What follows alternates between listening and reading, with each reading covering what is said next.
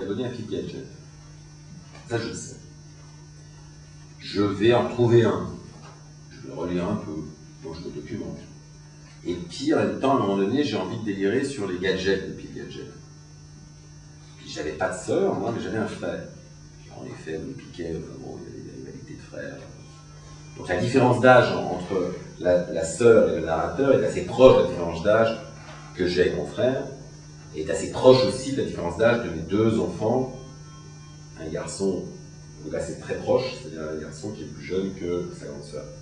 Donc là, leur bagarre, leur rivalité, je m'en suis inspiré en la remettant dans une autre époque. Et par exemple, pour Pip Gadget, à un moment donné, je suis allé voir sur Internet, j'ai regardé toute la liste des gadgets de 1972-73. Et là, pour certains, je lisais le nom du gadget, je revois le truc, la couve, tout me remonte. Hein, c'est les Madeleines de Proust, moi c'est Pip Gadget, hein, c'est mon gars. Alors, mais ce que je veux dire par là, c'est que finalement c'est un travail d'aller rechercher sa mémoire là où elle est cachée. On va, et ensuite, moi, alors, mon travail d'écriture est particulier de ce point de vue-là, c'est-à-dire que moi ensuite, plutôt que d'arborer, parce que j'avais la liste de Pip Gadget, je me suis documenté, j'ai passé 5 heures, je suis champion du monde de Pip Gadget. Je connais toute l'histoire, comment dire, aussi, voilà, à quoi ça servait pour financer, comment le journal, combien il vendait, ça. Je vais rien. C'est-à-dire cette documentation, à un moment donné, je vais en utiliser 10%. Et puis alors ensuite, c'est comment on la met dans le livre.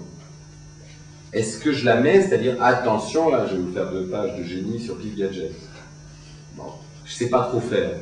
Parfois, ça me plaît, hein, mais c'est-à-dire des gens qui arrivent dans ce mode qu'on a appelé le naturalisme du 19e siècle, etc. Quand Balzac faisait 4 pages sur comment fonctionne une imprimerie de presse en 1852, bon, ben, il savait le faire.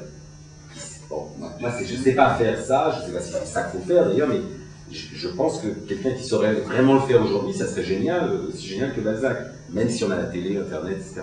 Moi, je ne sais pas faire ça. Donc, on écrit aussi à partir de ce qu'on sait. On essaie de contourner ce qu'on ne sait pas faire. Ses propres faiblesses. Donc, moi, c'est vrai que je vais plutôt. J'ai ça, j'ai ma doc. Je peux même vous dire comment c'est. J'ai une sous-chemise, j'adore les sous-chemises.